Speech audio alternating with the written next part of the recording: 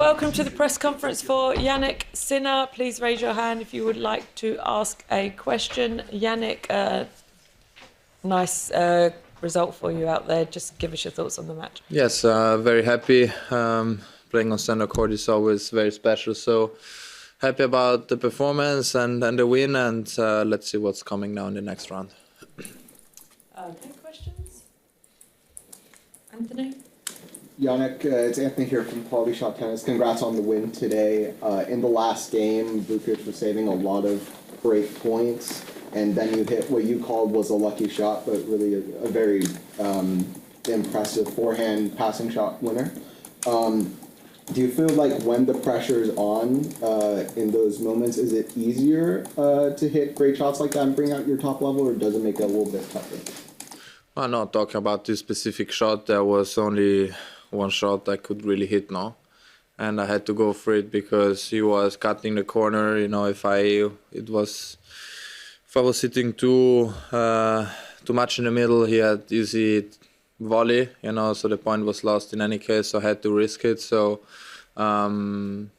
it's not about if it's easy or not in certain moments. I feel like you have to improvise a little bit also to understand what the chances are if you win the point. And yeah, I got lucky there, you know, and then the match could have gone a little bit longer. So I'm happy that I sit here with this result. Matt? Hey, Yannick, well done today. You had said a couple weeks ago that you found that there's, people compare you a lot to Novak.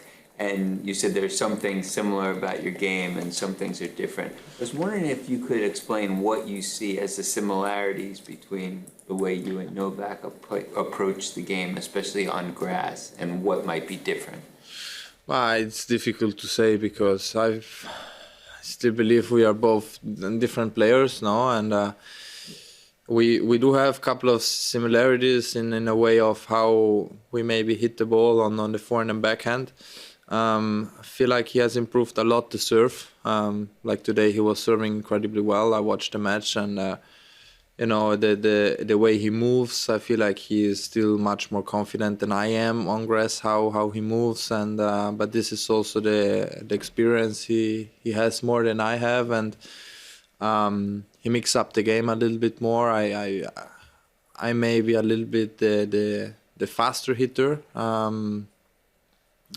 But in the other way, I'm also quite consistent, no, like he is. So there are some similarities, but yeah, I believe that he gave me a lot of informations, you know, that I can make my game, you know, similar to his, but in my style, and yeah, so.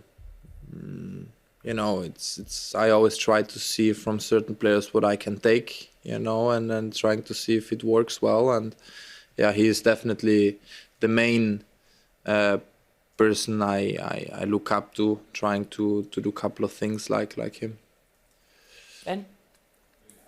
I'm writing about Kamil Majchrzak, the Polish player who also had a case with the ITIA about a positive test a few years ago. Majchrzak? Yeah. Okay, sorry.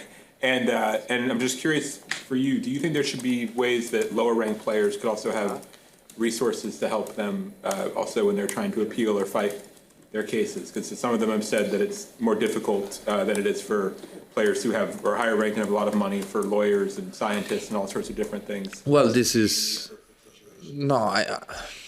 so that what I think is that I am in a position where I can take a lawyer, you know, or a higher. A good lawyer, you know, and because I'm in the position, and fortunately I also have the money, what maybe others don't have. But the process I went through, it's the same, you know.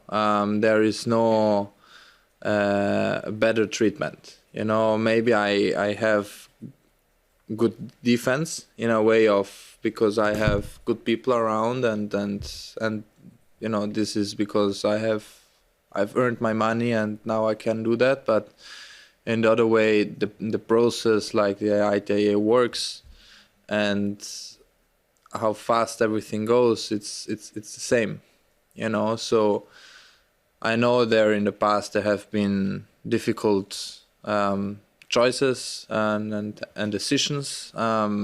This I understand, but yeah, it's that what I can say that my case was controlled not once but twice, 3 times, and it was it always came out that I was innocent, and yeah, I mean that's it. I guess you think there should be anything to help players who don't have the money or something like a lawyer in these situations? Yeah, I mean if I can help, I help. You know, it's not that the thing, but again, if this happened to me maybe when I was 18, you know, for example, I didn't have the money, so maybe I was in the same situation. It happened when I earned my money, and then obviously I take, you know, the best people I can. It's the same thing with the best players. They have also the whole team for them. You know, I have 2 coaches. Now here I don't have physio and physical trainer, but you know, you can build up everything, and it's the same thing on the other side. I'll take one more. Jerome? Hi, Jerome from the ATP Tour. I'm just doing a piece on Dan Vloxen. You know, he's the head coach here, and he walks players out onto centre and number 1 court. I was just wondering if you had any interactions with him, and you could speak about, you know, his role and what he does for you when you going onto court. Who? Sorry? Dan Vloxen, you know him, the master of ceremony. It's okay if not. He No. walks players out onto centre and number 1 court. No, I for sure I know him. I just maybe now with the name I'm not good, but yeah, that what I can say is that the organization here is incredibly well. You know, they treat us here like it's our home. We have the, you know, the privilege to the walk-on is different, so especially for people who play there for the first time, who usually always the ones step in first on the court. You know, maybe you get a little bit lost there also, so you need someone who guides you, and it's always a very special feeling, and they make sure that everything is perfect, that people cannot, you know, go towards you before the match, and they do an amazing job. Okay, thank you. We're going to switch to Italian questions. Thank you.